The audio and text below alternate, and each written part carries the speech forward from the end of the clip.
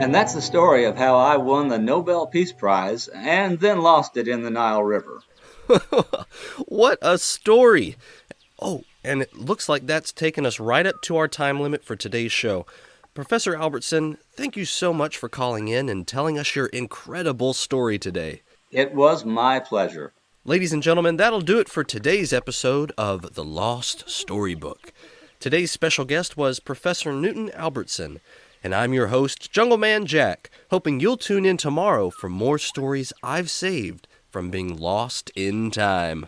Until then, live your stories for the one who made them. See you around. That was incredible. I'm starstruck, flabbergasted, a little bit dizzy. But mostly, I've got the itch for showbiz. So you liked your first radio show, huh, Waddles? Boy, did I. You should have seen him, Professor. He was on the edge of his chair the whole time. I think the part about using the alligators as stepping stones was his favorite. I actually fell off my chair after that one. Professor, how in the world do you get to go to so many cool places and do such amazing stuff? Well, that's a bit of a long story, to be honest, Waddles. The short of it is, I was a high school history professor back when Jack was in school, and I was doing some amateur archaeology on the side. One thing led to another, and I found some pretty substantial stuff in the jungles of Peru that put me in the news. And I've been pulled on adventures left and right ever since. The professor is being a bit humble, Waddles.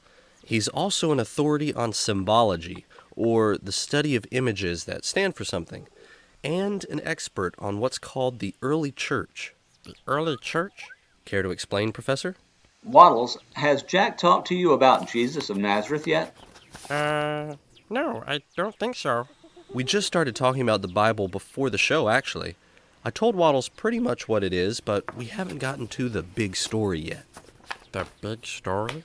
He's right, Waddles. The Bible isn't only a history book. It's a story about someone named Jesus. I'm sure Jack will explain after our call. I sure will.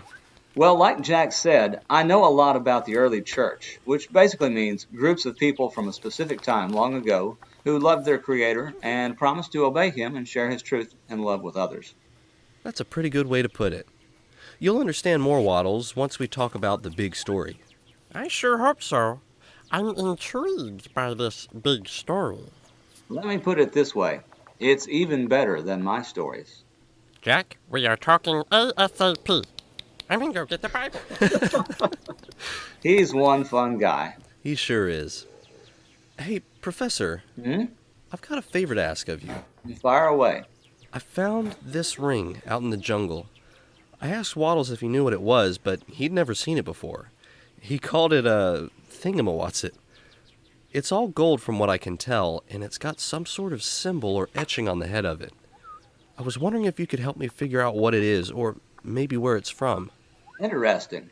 I'll do what I can. Send some pictures over, and I'll get back to you in a few days with what I find. Thanks, Professor. I appreciate the help. Talk to you later. I just can't shake the feeling. I've seen this somewhere before.